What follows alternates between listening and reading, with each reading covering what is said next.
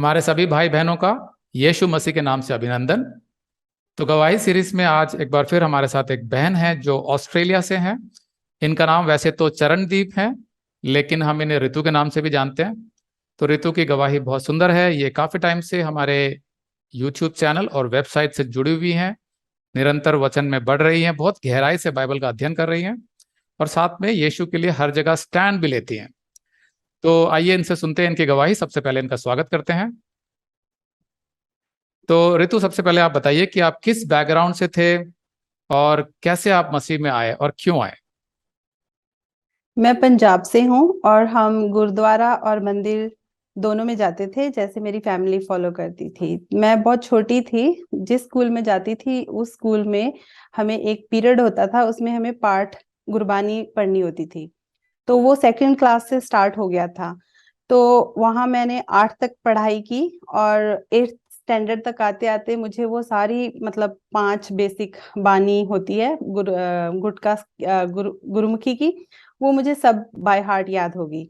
और side by side मैं अपनी मम्मी को फॉलो करती थी। जैसे मेरी मम्मी 16 सोमवार का व्रत रखते थे, गुरुद्वारा जाते थे। और जो अगस्त में सावन का महीना आता है, पूरा महीना शिवलिंग को हम दूध और पानी चढ़ाते थे। वो हमारे गांव में नहीं था मंदिर, दूसरे गांव में था। तो मैं ऐसे फॉलो करती थी अपनी मम्मी को ना। पर मैं जब बहुत छोटी थी तब मेरे मन में बहुत सारे क्वेश्चन उठे कि ये 7 डेज क्यों है, संडे के दिन रेस्ट क्यों सब करते हैं, और सब्जियों को किसने नाम दिए, आकाश इतनी दूर क्यों है, चांद तारे क्यों ऊपर है।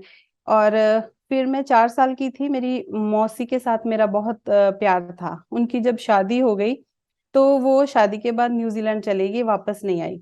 तो मेरे मन को, मेरा दिल टूट गया। मैंने अपनी मम्मी से बोला कि मासी ऐसे चली गई है, मेरी भी शादी होगी, मैं भी जाऊंगी और कभी नहीं वापस आऊंगी।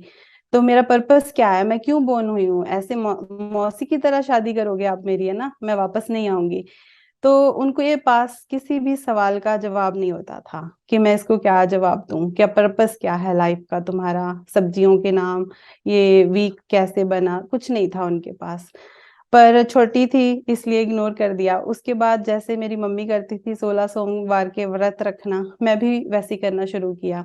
मैं नंगे पांव मंदिर जाती थी, शिवलिंग को पानी चढ़ाना, व्रत रखना, सब कुछ करती थी। यहाँ तक कि मैंने संतोषी माता के भी व्रत रखे।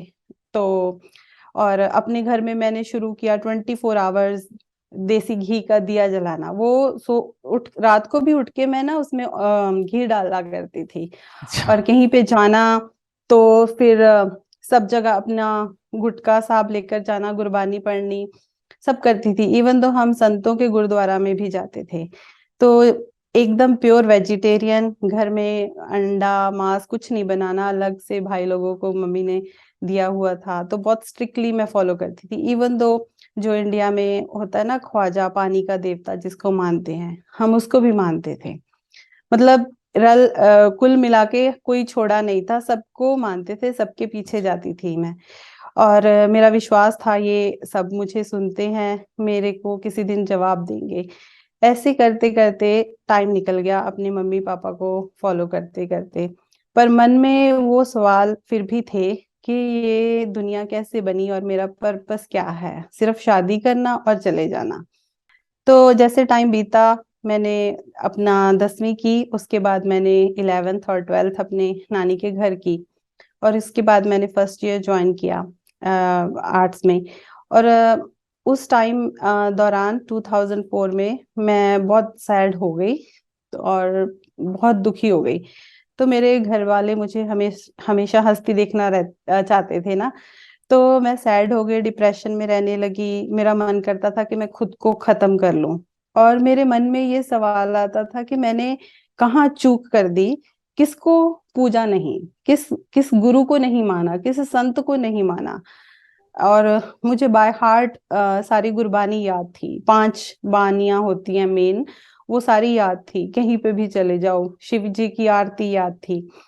तो मैंने कहा कि कहाँ भूल हो गई। मुझे याद है कि मैंने एक बार 16 सोमवार रखे, जिस टाइम मैंने उसको खत्म करना था उस टाइम मुझे भूल गई कि आज मंडे है, मैंने कुछ खा लिया। मैंने डर के मारे फिर 16 सोमवार रिपीट किए कि हाँ। कहीं मुझसे शिव जी गुस्से ना हो जाए। तो ऐसा था, मैं बहुत लाइक फॉलो करती थी, मेरी मम्मी भी ऐसे ही थी ना। तो जब मैं डिप्रेशन में गई तो मैंने कोशिश की कोई मुझसे बात करे, मुझे इस प्रॉब्लम से निकाले, कोई तो गुरु, कोई तो संत, कोई तो भगवान हो, कोई माता हो जो मुझे निकाले, मुझसे बात करे।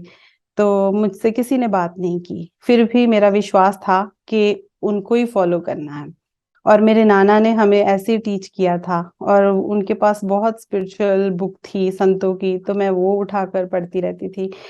तो उसी दौरान मेरे जो मौसी थे, जिसकी वजह से मेरे मन में क्वेश्चन आया था कि लाइफ का पर्पस क्या है, वो ऑस्ट्रेलिया में थे। तो उन्होंने यहाँ पे प्रभु यीशु को ग्रहण किया। तो वो 2004 में इंडिया आए। तो वो सबको बताते थे कि प्रभु यीशु को मानो, वो हमारे पापों का पापों को माफ करता है। तो मैंने कभी, उससे पहले मुझे यीशु के बारे में कुछ नहीं पता था, कभी ध्यान ही नहीं दिया। तो क्योंकि अपने देवी देवता इतने थे, उनसे ही नहीं टाइम कभी मुझे निकला ना। तो फिर मैंने ऐसे हम जा रहे थे बाहर, तो मेरे मौसी मेरे मम्मी से बात कर रहे थे यीशु मसीह के बारे में, मेरे कानों में उसका नाम पड़ा, पर मैंने इग्नोर करके मैं शॉपिंग अपनी कजन के साथ चली गई। तो वो बातें कर रही थी, ये चुप चुप रहती है, सब दुखी रहती है, हमें हंसती खेलती ऋतु वापस चाहिए ना। तो इस वजह से वो भी परेशान रहने लगे।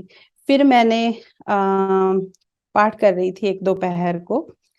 तो पाठ करते करते मेरे मन में आया कि मेरी मौसी बाइबल दे के गई थी, ब्लू बुक थी वो, उस पे लिखा था प्यार का सुनेहा, बाइबल भी नहीं लिखा था, प्यार का सुनेहा लिखा था। तो मेरे मन में आया कि चलो वो उठा के पढ़ती हूँ। मैंने वो उठाई और ऐसे ओपन की। उसमें मैंने मैथ्यू 17:20 पढ़ा, जिसमें लिखा है, अगर आप राई के समान विश्वास करो तो एक पहाड़ दूसरी जगह मूव हो जाएगा, हट जाएगा।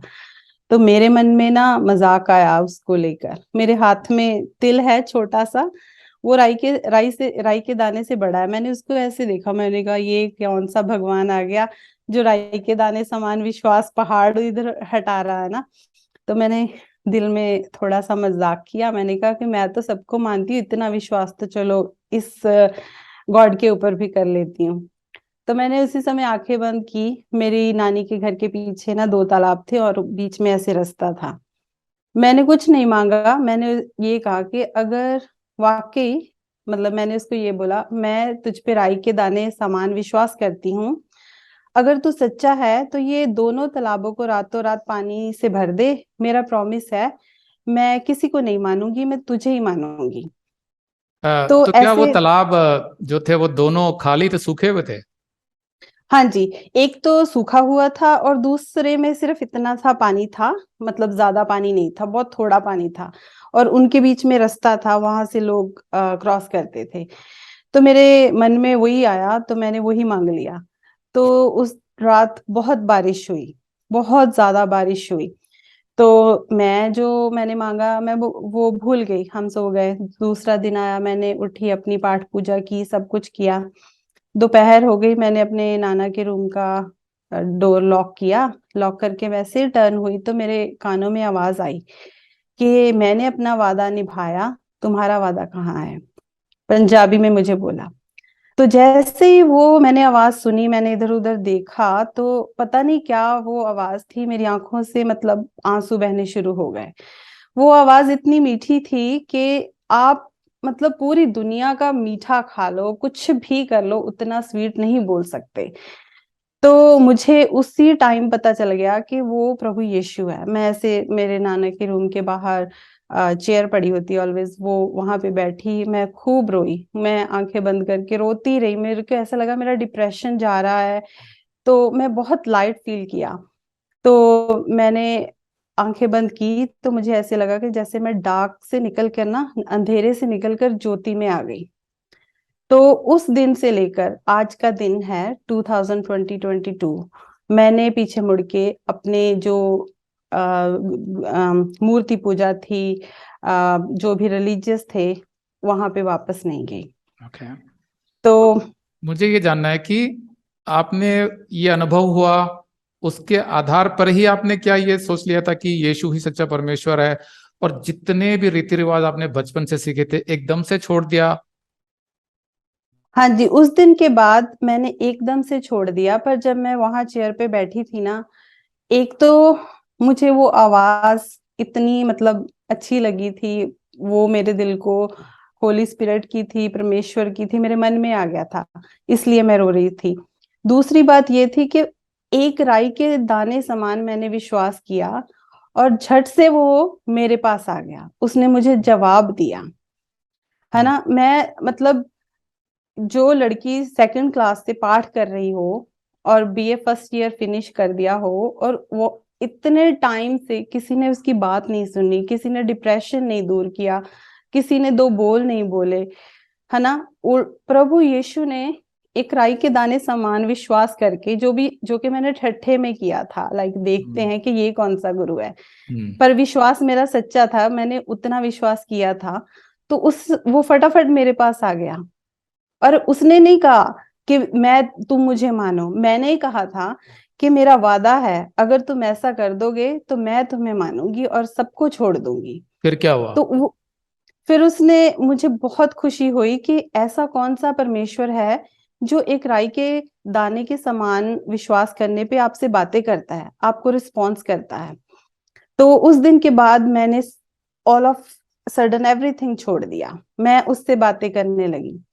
और जैसे मैंने प्रभु यीशु को ग्रहण किया, और मेरे जो आंटी अंकल है ऑस्ट्रेलिया वाले, उनको मैंने फोन किया, उनको मैंने ये सारी बात बताई, उन्होंने मुझे बधाई दी कि आपको प्रभु यीशु ने छुआ है, आपको प्रभु यीशु ने चूज किया है। तो उन्होंने मुझे गाइड किया, फिर उन्होंने मुझे बोला कि हमारा घर है, वहां से आप बाइबल लेकर आओ।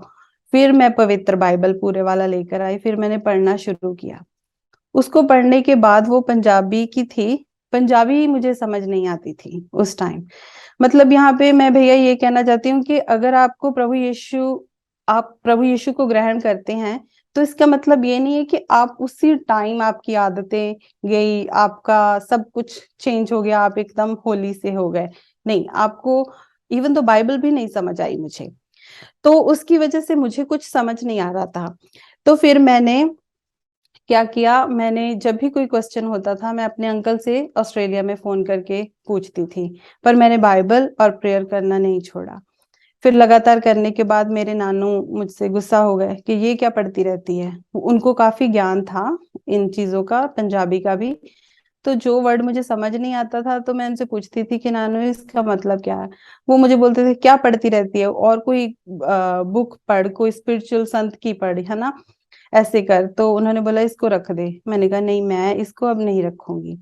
फिर मैंने सबको बता दिया कि मैं बाइबल पढ़ूंगी, मैं प्रभु यीशु को मानूंगी। तो नानू को अच्छा नहीं लगा। मेरे मम्मी ने बोला रीतू खुश है, ये खुश है, हंसने लगी दोबारा से, रिलैक्स है, तो हम भी खुश है। मेरे मम्मी और डैडी ने मेरा पूरा समर्थन किया, मुझे सपोर्ट किया, और मेरी बाकी फैमिली ने भी मुझे कुछ नहीं बोला, उन्होंने बस ये बोला कि ये खुश है तो हम खुश हैं। तो उसके बाद मैं चर्च गई। चर्च में मैंने मैसेज सुना, हमारे पास में चर्च है 4 किलोमीटर पर, वो भी मुझे मेरे अंकल ने बताई क्योंकि वो जाते थे वहां पे। तो चर्च में गई, वहां मुझे कुछ समझ में नहीं आया। तो वो वहां प्रचार कर रहे थे कि परमेश्वर, आप धरती से आने से पहले ही परमेश्वर के द्वारा चुने हुए हैं। तो मुझे एक भी अक्षर समझ नहीं लगा, पर मैंने पास्टर से बोला कि मैंने प्रभु यीशु को ग्रहण किया है, तो मैं इस पे विश्वास करती हूँ। तो उन्होंने बोला हाँ जी ठीक है, आप आइए, तो बहुत अच्छी बात है। तो उसके बाद एक संडे गई, और मेरे डैडी ने मेरी एडमिशन करवा दी नर्सिंग कॉलेज में 3 साल के लिए, हॉस्टल में रहना सब कुछ। फिर मैं हॉस्टल चली गई। तो जब मैं वहां गई, तो सारे मतलब क्लासमेट लड़कियां जो थी ना, सारी हिंदू सिख ये थी, कोई क्रिश्चियन नहीं थी। तो वो जब मेरे पास बाइबल देखी, तो उनको अच्छा नहीं लगा कि ये क्रिश्चियन यहाँ पे है बाइबल ना। तो मैंने उनको बताया कि ऐसा ऐसा मेरे जीवन में हुआ, तो मैं अब हर हाल में प्रभु यीशु को मानूंगी, तो किसी को नहीं मानूंगी। तो थोड़ा बहुत वो मुझसे अच्छा नहीं बिहेव करते थे ना, तो ऑलवेज मेरी एक तरीके से मैं सेपरेट ही रहती थी, बातें करते थे, सब कुछ करते थे, बट इतना नहीं था। तो मैंने वहां पे रही, तो वहां पे हॉस्टल में मेरे को बिल्कुल अलाउ नहीं था कि आप चर्च जाओ और आउटिंग करो, तो हॉस्टल में ही रहना पड़ता था। तो वहां पे मेरे पास कोई भी सोर्स, कोई भी माध्यम नहीं था जिससे मैं बाइबल सीख सकूं, किसी से, पास्टर से वचन सीख सकूं। तो मुझे बाइबल समझ नहीं आ रही थी, तो मैंने अपने अंकल को फोन किया। मैंने कहा, अंकल जी मुझे बाइबल का कुछ भी समझ नहीं आ रहा, तो क्या करूं, मैं प्रार्थना करती हूँ। उन्होंने मुझे बहुत गाइड किया। उन्होंने मुझे बोला कि रितु, जब तुम बाइबल पढ़ते हो तो पहले प्रेयर करो, पवित्र आत्मा आपको बाइबल समझाएगा, वो आपको बताएगा, क्योंकि वो जानता है कि आपके पास कोई माध्यम नहीं है। तो मैंने कहा ठीक है। मैंने फिर बाइबल जब पढ़ना शुरू किया, मैं पहले प्रेयर करती कि प्रभु जी देखो, मेरे पास कोई सोर्स नहीं है, मैं कैसे सीखूं बाइबल, आप मुझे सिखाओ। 3 साल लगातार मुझे परमेश्वर ने खुद वचन समझाया। और इस दौरान मेरा जो नर्सिंग कॉलेज था, हमारा फर्स्ट सेशन था, तो हमारा सेकंड बैच आया, उसमें कुछ क्रिश्चियन लड़कियां आई, वो कैथोलिक क्रिश्चियन थी। तो उन्होंने मुझे जीसस का पोस्टर ला कर दिया। तो मुझे इतनी नॉलेज नहीं थी कि जीसस की कोई मूर्ति या कुछ फोटो, कुछ नहीं होता। तो मैं अपने कमरे में लगा लिया। तो मेरा वो हो गया कि मैंने उधर, मेरे पाँव थे उस दीवार पे, मैंने अपनी बेड की साइड चेंज कर ली कि जीसस की तरफ मेरे पाँव ना हो, क्योंकि हिंदू धर्म में ऐसा होता है कि जहां पर देवी देवताओं की फोटो पड़ी हो वहां पे पैर करके नहीं सोना। तो मैंने वो किया। फिर मैं जब प्रेयर करती थी तो फोटो के सामने खड़ी होकर प्रेयर करनी शुरू कर दी। तो एक दिन मैं प्रेयर कर रही थी, तो मुझे ऐसे लगा कि वो जीसस ऐसे मतलब खड़े थे, तो मुझे ऐसे लगा कि वो मेरे गले को पकड़ रहे हैं। मैं बहुत बुरी तरह से डर गई। फिर मैंने प्रेयर किया। मैंने अंकल को बोला कि अंकल जी, मेरे को तो जीसस ऐसे गला दबा रहे हैं, मैंने उनको मतलब बिलीव किया है, वो मुझे मार रहे हैं। तो उन्होंने फिर मुझे बताया कि तू, कुछ भी फोटो या कुछ भी नहीं होता, जो है वो वचन है। वचन के द्वारा परमेश्वर आपसे बातचीत करता है, वचन पे विश्वास रखो। फिर मैंने उसको उखाड़ के कचरे में फेंक दिया और मैंने प्रभु से पूछा, प्रभु जी मेरा डर कैसे खत्म होगा। फिर प्रभु जी ने मुझे यसाया 41 से 10 वर्स में मुझे वचन दिया। तो हर टाइम मुझे प्रभु ने संभाला, मुझे ऐसे बातें करते थे वचन से, तो मेरा विश्वास और मजबूत होता चला गया। तो मुझे ये जानना है कि जब आपने वो फोटो जो था, जो एक तरीके से मूर्ति पूजा बन गई थी, उसको जब आपने फेंका, उसको फाड़ के, तो अंदर कोई डर नहीं आया कि कहीं जीसस नाराज ना हो जाए? नहीं, मेरे को नहीं, बिल्कुल डर नहीं आया, क्योंकि मेरी आदत थी, बन चुकी थी, क्योंकि मेरे पास कोई सोर्स ना होने की वजह से कुछ भी मेरे कंसर्न रहते थे, कुछ भी डाउट होता था, तो मैं प्रेयर करके प्रभु से पूछती थी, प्रभु ये सिचुएशन आ गई है या ये कंफ्यूजन है, मुझे बताओ। तो बाइबल के द्वारा प्रभु मुझसे बात करते थे। ऑलवेज मेरे सारे क्वेश्चन बाइबल से ही मिलते थे आंसर। हॉस्टल में आपने एक इंटरेस्टिंग इंसिडेंट के बारे में बताया था कि आपके जो फ्रेंड्स वहाँ पे जो थे, जो नर्सिंग सीख रहे थे, वो सब आपसे एग्री नहीं करते थे और आपको अलग रखते थे। लेकिन एक बार हॉस्टल में लाइट चली गई थी और आपका हॉस्टल जो है वो तकरीबन खेतों के बीच में था, पूरा अंधेरा हो गया था।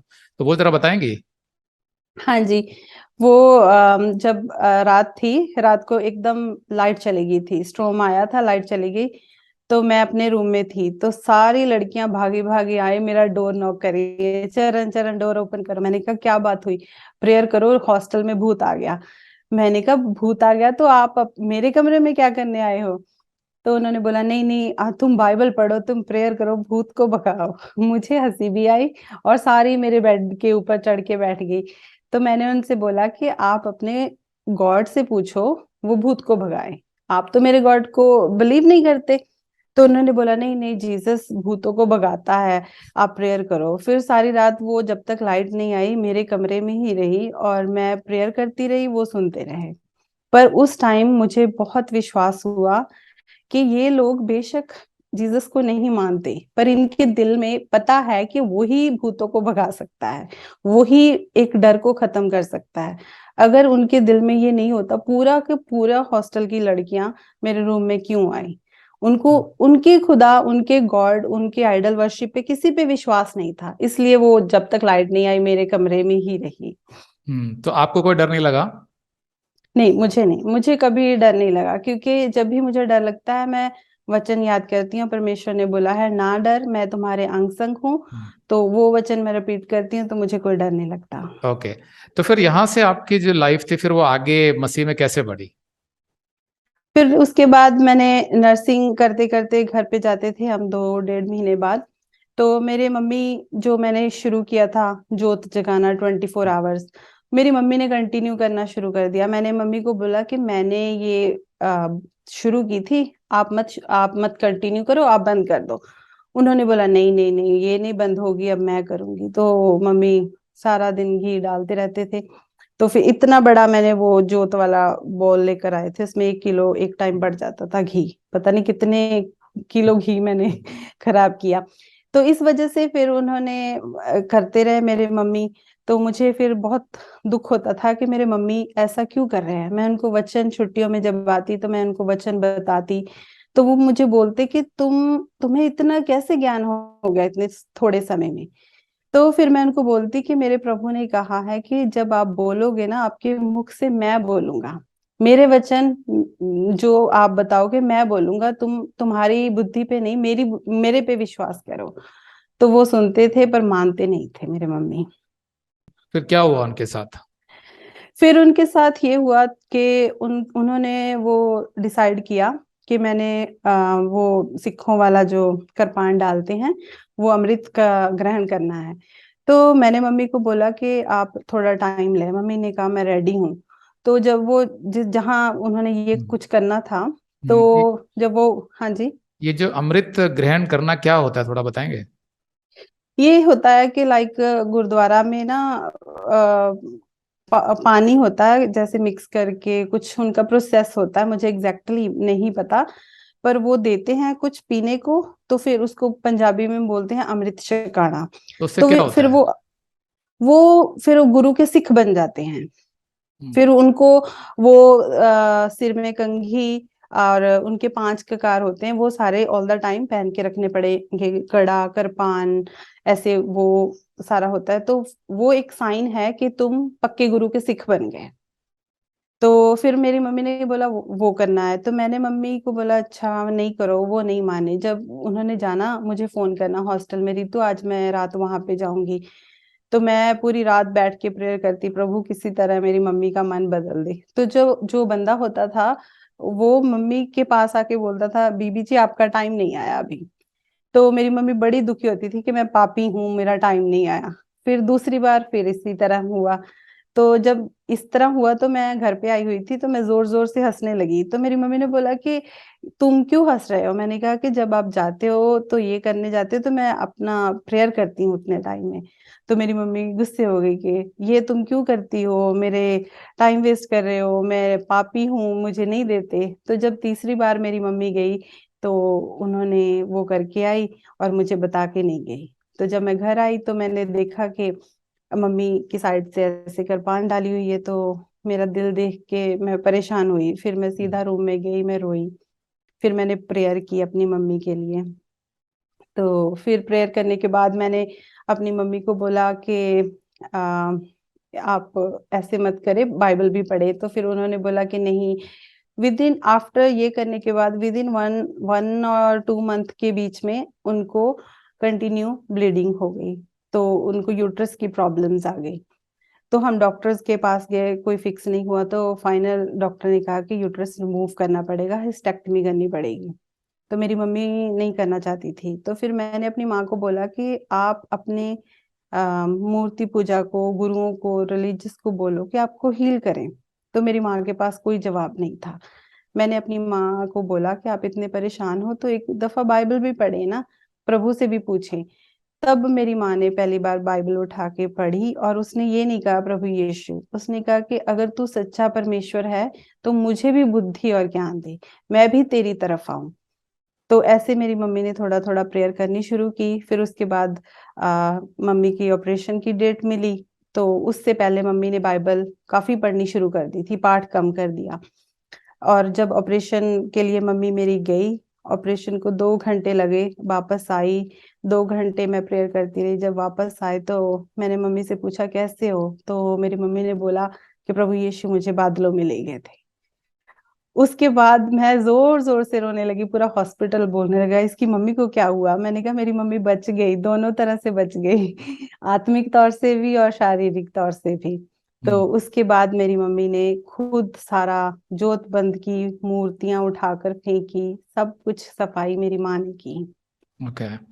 तो ये बहुत ही अनोखी बात है कि जो मसीह में आ जाता है फिर उसको ये चिंता हो जाती है कि मेरा तो उद्धार हो गया, मेरे तो पाप क्षमा हो गए, मृत्यु के बाद यीशु के बलिदान की वजह से मैं तो स्वर्ग जा रही हूँ, लेकिन जो मेरा परिवार है क्या वो वहां पहुंचेगा? ये चिंता अपने आप आने लगती है, जैसे ऋतु के साथ भी हुआ। और फिर ये बड़ी अनोखी बात है कि उनकी मम्मी के अंदर कहीं ना कहीं उनको ये लगता था कि ऋतु सही बोल रही है, क्योंकि ऋतु में इतने बदलाव आए, लेकिन वो जिस धर्म में पली थी उसको छोड़ नहीं पा रही थी। लेकिन जब ऐसी सिचुएशन डाली प्रभु ने जहां पर कोई कुछ नहीं कर सकता था, वहां यीशु ने अपना काम किया। और जाहिर सी बात है कि उसके बाद तो आप मानेंगे ही अगर आप सच्चे मन के हैं तो ये उसके बाद जो उन्होंने किया कि ये पुराने धर्म की सारी निशानियां हटा दी, सारी मूर्तियां हटा दी, सब कुछ हटा दिया। ये अपने आप में बहुत बड़ी बात है। हम किसी का तिरस्कार नहीं कर रहे हैं, किसी धर्म को ठेस नहीं पहुंचाते हैं, लेकिन इसको हम बोलते हैं मन फिराव, मन का बदलना। कि पहले आप जो मानते थे उसमें समझ नहीं थी, लेकिन रीति रिवाज की तरह करते रहते थे। लेकिन जब आप यीशु में आते हैं तो आपको समझ आता है कि कोई रीति रिवाज नहीं है, कोई मूर्ति नहीं है, सिर्फ परमेश्वर से संबंध है। और जब वो जुड़ जाता है तो सारे अंधविश्वास, सारी वो बातें जो जिनका कोई अर्थ नहीं होता, वो जीवन से अपने आप हट जाती हैं, जैसा ऋतु की मम्मी के साथ हुआ। तो आगे क्या हुआ ऋतु? उसके बाद फिर मेरी मम्मी ने प्रभु यीशु को माना, और फिर मम्मी मेरे साथ लगातार चर्च जाने लगे और उन्होंने फिर बपतिस्मा लिया। इसी तरह फिर मेरे डैडी यूएसए में थे, उन्होंने परमेश्वर को जाना, मेरी नानी ने, और अब मेरा भाई, बड़ा भाई, छोटा भाई, मम्मी पापा, नानी तो चलो प्रभु में सो गए अब, और उनके बच्चे, मेरे छोटे मामा मामी, उनके बच्चे सब प्रभु में धीरे धीरे करके आए। और मैं यहाँ एक बात बताना चाहती हूँ, मेरा नाम है चरणदीप कौर, तो लंबा काफी हो जाता है, 10 अक्षर से भी ज्यादा। तो मैं अपनी मम्मी को बोलती थी क्यों मेरा नाम ये रखा, कुछ छोटा सा रखते, कुछ अच्छा सा रखते। तो जब मैं पहली बार चर्च गई थी तो वहां पास्टर ने नाम का भी बोला था कि नाम तक भी हमारे परमेश्वर ने सोच के रखे हैं। तब मुझे मतलब 3-4 साल बाद समझ आया कि मेरा नाम जो है मेरे परमेश्वर ने सही रखा है, कि चरणदीप, पैरों का दीप। मैं जैसे अपनी फैमिली में पहली क्रिश्चियन थी, प्रभु यीशु को मानने वाली। उसके बाद फिर परमेश्वर को सबने माना, और आज मेरा परिवार मसीही परिवार है, और मेरी शादी भी एक मसीही आदमी से हुई है। तो मेरी ये कंडीशन थी कि मैंने कुछ नहीं देखना, बस मैंने एक विश्वासी से शादी करनी है। तो उसके बाद फिर आप ऑस्ट्रेलिया चले गई, क्या हुआ? हाँ जी, फिर जो जितना भी मुझे मतलब मसीहत के बारे में गाइड किया बिगनिंग में, मेरे अंकल जी ने किया। सबके कंसर्न जो भी थे मेरे, मैं उनसे फोन करती थी, और जिस टाइम मैं हॉस्टल में रहती थी वो सारा कुछ मुझे बाइबल सिखाने वाला पवित्र आत्मा था, क्योंकि उसको पता था मेरे पास कोई सोर्स नहीं है। और मेरे अंदर एकदम ये भी बात थी कि मैं अच्छा वचन सीखूं। फिर मेरी नर्सिंग फिनिश होने के बाद मैं 2 महीने के बाद ऑस्ट्रेलिया आ गई। ऑस्ट्रेलिया आने के बाद मैं जब यहाँ आई तो मेरे अंकल आंटी के साथ चर्च गई, तो वो पेंटिकॉस्टल चर्च में जाते थे। तो जो वहां पे आके मैंने देखा कि इतना लाउड म्यूजिक और गैर भाषाएं बोली जा रही हैं और जंपिंग की जा रही है। तो ये बात मैं देख के हैरान रह गई, क्योंकि मुझे ये बिल्कुल नॉलेज नहीं थी कि ये भी चर्चेस होती हैं। तो फिर मैंने अंकल जी से पूछा कि अंकल जी ऐसे करके ये क्या बोलते हैं, मुझे समझ नहीं आता। उन्होंने बोला कि ये स्वर्गीय भाषा है, ये सीधा परमेश्वर से बात की जाती है ताकि शैतान को समझ ना आए। तो मैं चुप हो गई। मैंने कहा अच्छा, अगर ये ऐसे है तो मैंने तो पंजाबी में बात की थी कि राई के दाने समान मैं तुम पे विश्वास करती हूँ, फिर वो क्यों नहीं रुकी? तो वो मेरा 100% आंसर नहीं दे पाए। तो उन्होंने बोला कि नहीं ऐसा होता है। तो मैं चुप कर गई, क्योंकि मैं इतनी मैच्योर नहीं थी। फिर उसके बाद सिर पे दुपट्टा लेके लेडीज प्रेयर करनी, लेडीज प्रीचर का हो गया, बहुत सारे क्वेश्चंस मेरे दिमाग में पेंटिकॉस्टल चर्च के जाने के बाद मेरे दिमाग में आए। मैंने प्रभु से पूछा कि हमें दुपट्टा लेना चाहिए या नहीं पहले। फिर मैंने उनके पीछे लग के मैंने नहीं लिया। फिर मेरे मन में हमेशा, जैसे मैंने सीखा है कि प्रभु से पूछना, मैंने पूछा तो प्रभु ने बोला कि हाँ लेना चाहिए। ओके, तो मैं बताता हूँ आपको। शायद ऑस्ट्रेलिया में होने की वजह से थोड़ी मॉडर्न सोसाइटीज हैं जिसकी वजह से पेंटिकॉस्टल चर्चेस में शायद वो हेड कवरिंग नहीं लेते हैं, लेकिन इंडिया में आप आएंगे तो देखेंगे यहाँ ज्यादातर पेंटिकॉस्टल चर्चेस में वो हेड कवरिंग लेते हैं। भले ही वो हाँ उसका जी। मतलब नहीं जानते, लेकिन वो एक शुरू से हमारे हिंदुस्तान की भी रीति है ये, जैसे घूंघट ओढ़ना, सिर को ढकना, ये हमारे कल्चर में है जो यहाँ पर दिखाई देता है। लेकिन वहां पर उल्टा होता है कि वो नहीं करते थे, लेकिन आपने वचन में से, जैसे हमने भी अपने संदेश में बताया हुआ है कि क्यों हेड कवरिंग जो है वो बाइबल की शिक्षा में शामिल है, उसका अर्थ क्या होता है, तो वो आपने फॉलो किया, ये आप कह रही हैं। हाँ जी, वो मैंने प्रभु से पूछा। मेरे को कोई भी कंसर्न होता है तो मैं ऑलवेज प्रेयर करती हूँ, परमेश्वर से कंफर्मेशन मांगती हूँ। परमेश्वर 100% मेरे से बात करता है। अगर नहीं भी करता तो मैं निराश नहीं होती, मुझे पता है कि वो अपने समय पर अपना आंसर देगा ही देगा। तो फिर मैंने ये सारे क्वेश्चन किए, मेरे को सेटिस्फेक्शन नहीं मिली, तो मैंने ये प्रार्थना शुरू की कि परमेश्वर मुझे सच्चा वचन सीखना है जो मुझे वचन में बढ़ा सके। और मेरी लगातार प्रार्थना करने के बाद मुझे कोई आंसर नहीं मिला अंटिल 2018। 2010 से पहले से प्रार्थना शुरू की थी, 2018 तक मुझे कोई आंसर नहीं मिला, कोई खरा सोने वाला वचन सुनाने वाला कोई नहीं मिला, जिससे सुन के मैं अपने भूख है ना जो मेरे अंदर प्रभु के वचन को सीखने की, वो मतलब संतुष्ट हो सके। तो इसी दौरान प्रार्थना करते करते एक लड़की, मेरी सिस्टर इन लॉ है, उसको मैंने चर्च के बारे में बताना था, वो जहाँ पे रहती है। तो मैंने उस भैया को फोन किया, मैंने कहा कि आप उसकी हेल्प करो, वो चर्च आना चाहती है। तो उसने बोला ठीक है, हम जरूर हेल्प करेंगे। और उसने आपका वीडियो मुझे सेंड किया 2018 में, मई को। तो मैंने आपका वीडियो देखा, मुझे अच्छा लगा। फिर मैंने 2 3 4 वीडियोस देखे, बहुत सारे। फिर मैंने वो आपके जो पार्ट है पवित्र आत्मा के बारे में, वो सारे भाग देखे। फिर मैंने कहा कि ये बंदा सही बोल रहा है या नहीं। फिर मैंने परमेश्वर से पूछा, प्रभु मेरी अगुवाई करो, वाकई ये सच्चा है? मेरे मन को तो बहुत अच्छा लगा वचन, पर तुम्हारी कंफर्मेशन चाहिए मुझे। क्योंकि ऑस्ट्रेलिया में आकर मैंने Orthodox, Catholic, Pentecostal, Baptist, gospel, पता नहीं कितनी चर्चें ढूंढ मारी जहां पे मेरे मन की तसल्ली नहीं हुई। कोई ना कोई मतलब कोई बिना वचन के बात कर रहा है, कोई कुछ कर रहा है। ऑर्थोडॉक्स वाले वो जगवेदी की टाइप कर रहे हैं, धुआं उड़ा रहे हैं, कुछ ऐसे। तो मेरा दिल भी दुखा बहुत कि परमेश्वर, तुम्हारा वचन सच्चा है कि तुम्हारे बच्चे बिना नॉलेज के कैसे तबाह हो रहे हैं। तो मैंने प्रार्थना की। फिर आपके लिए भी मैंने कंफर्मेशन मांगी कि ये अगर मेरी लाइफ में आपने भेजा है तो मुझे कंफर्म करो। फिर परमेश्वर ने मुझे कंफर्म किया। और मेरा आपसे जुड़ने के बाद जो स्वभाव है, जो मेरा चरित्र है, वो बहुत बदला। और कभी कभी मेरी गलती भी नहीं होती, सुनना पड़ता है तो मुझे गुस्सा आता है। तो फिर मैं प्रभु के पास जाती हूँ, प्रभु मेरी गलती नहीं थी, मुझे सुनना पड़ा, मेरा दिल दुख रहा है, मेरा बदला ले, मैं क्या करूं, ये वो। फिर परमेश्वर ने मुझे ये सिखाया कि रितु, तुम मेरे पास आओगी, मेरे जैसे बनो।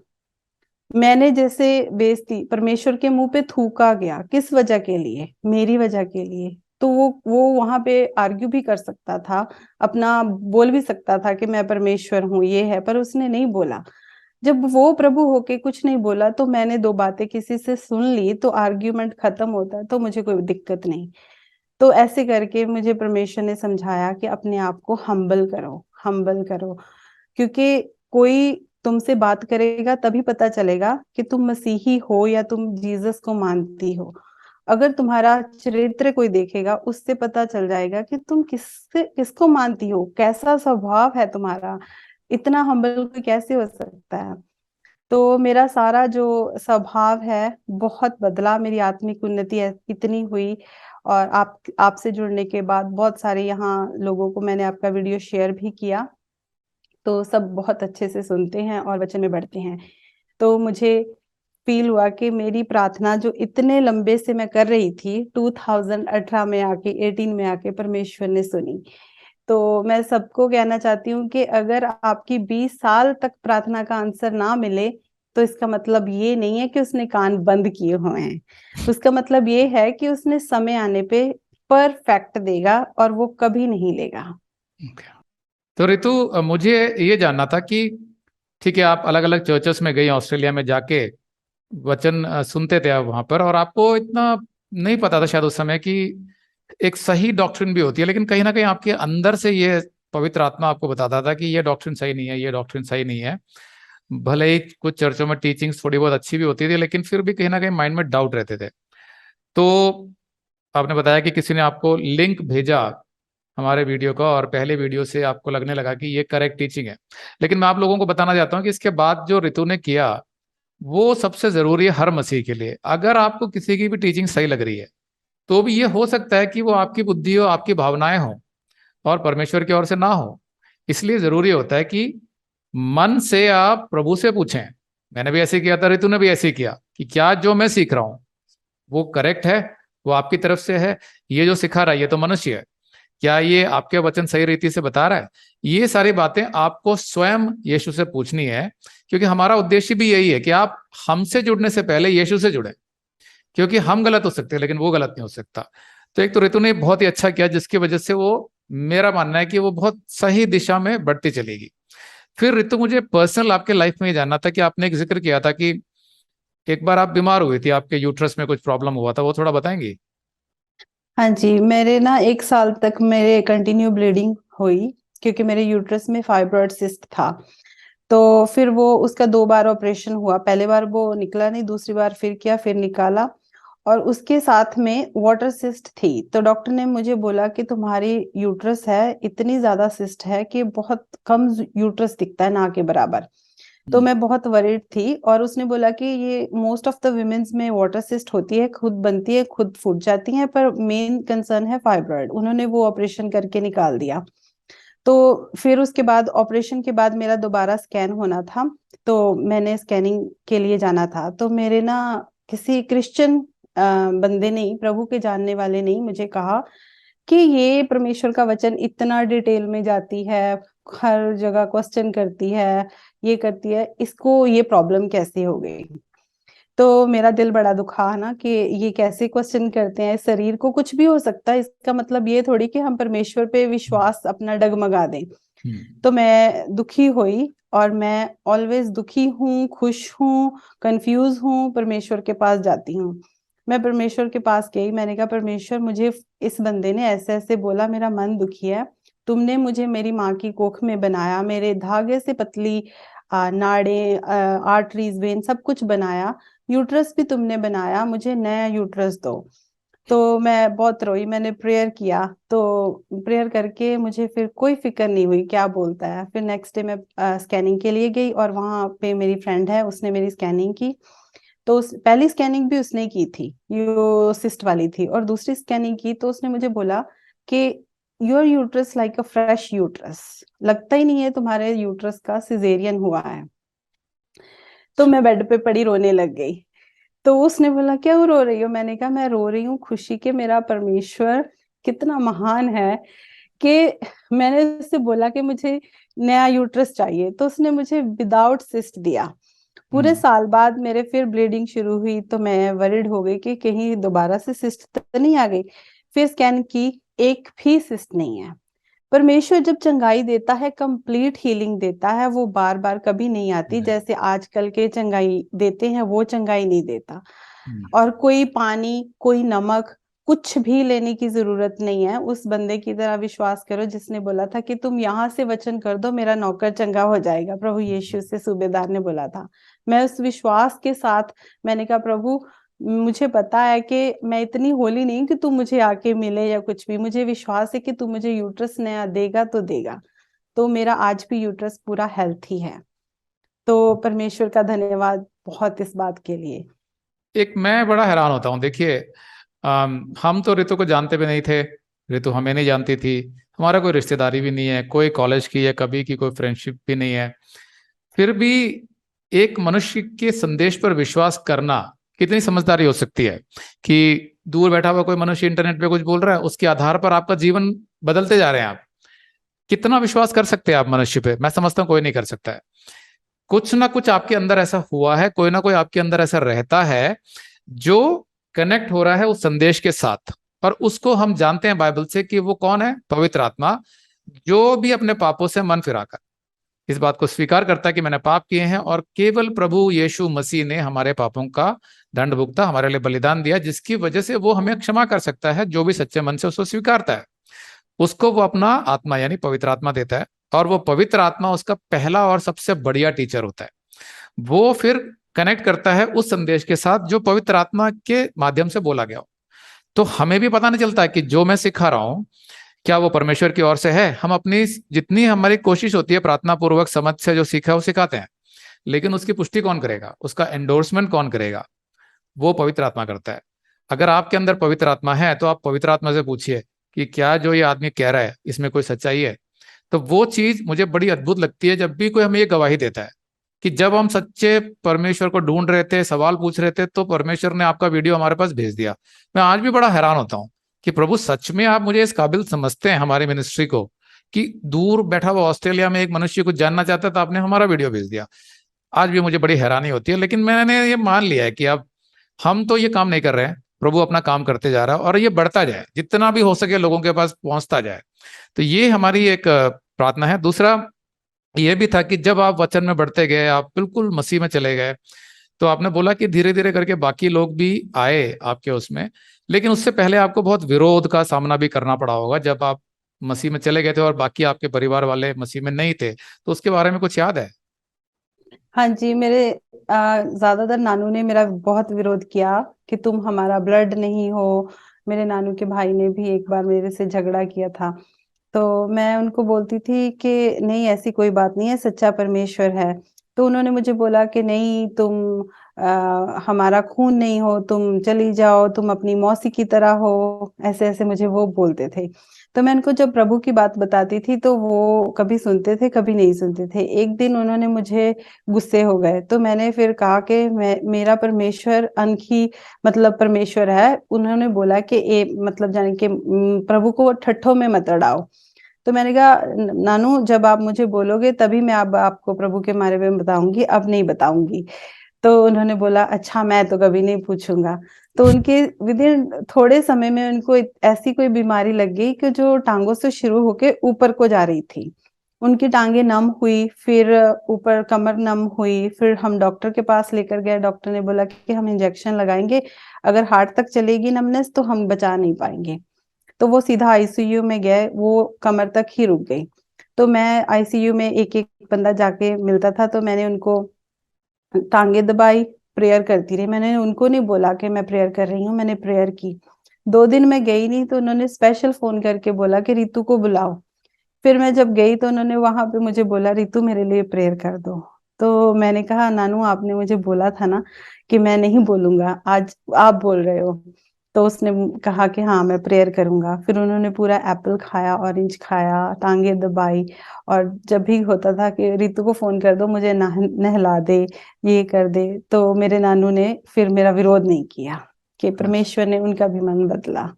ओके, तो ये भी अपने आप में बहुत ही अद्भुत गवाही है कि भले ही मनुष्य परमेश्वर का विरोध करता है, लेकिन वो अपने तरीके से लोगों के हृदय में पहुंचने की कोशिश करता रहता है, जो भी अपना मन खोलना चाहता है। तो बहुत ही सुंदर गवाही मुझे लगी ऋतु की। और चरणदीप जो उनका नाम है, यानी कि जैसे भजन संहिता में लिखा हुआ है कि हमारे जो प्रभु के जो वचन है वो आपके चरणों का दीप है, मार्ग दिखाते हैं। तो इनके परिवार में जहां पर कोई चांस नहीं था कि जीसस का नाम पहुंचे, इनका जो गांव था पंजाब का, कोई टीचिंग नहीं थी वहां पे, वहां पर भी प्रभु ने किसी को पहले न्यूजीलैंड भेजा, ऑस्ट्रेलिया भेजा, वहां से फिर वो आके उन्होंने गॉस्पल शेयर किया। और चरणदीप को वाकई में उनके नाम के अनुसार लोगों को, अपने परिवार को मार्ग दिखाने का दीपक बनाया, और किस तरीके से वो फैला। तो जो भी सच्चे मन से सुन रहा है आज की डेट में इनके परिवार में, वो इस गवाही के बाद जरूर सोचेगा कि मम्मी ने बोला कि सच्चा परमेश्वर अगर तू है तो तू मुझे बता। तो वो जवाब मिला। हम यही कहते हैं, हम नहीं कहते कि आप यीशु को वैसे ही मानो, हम कहते हैं कि आप ये बोलो कि सृष्टिकर्ता मेरे सच्चे परमेश्वर तू कौन है मुझे बता। जो सच्चे मन से ऐसा करता है वो अपने आप जान जाता है कि यीशु कौन है। तो ये सुंदर गवाही के लिए हम आज ऋतु का बहुत बहुत धन्यवाद करते हैं। उम्मीद है आप लोगों को इससे लाभ हुआ होगा। आगे भी हम इनसे बात करेंगे और भी कुछ गवाहियां इस सीरीज में आएंगी। तो आज के लिए इतना ही, और यीशु मसीह के नाम से सबको अभिनंदन।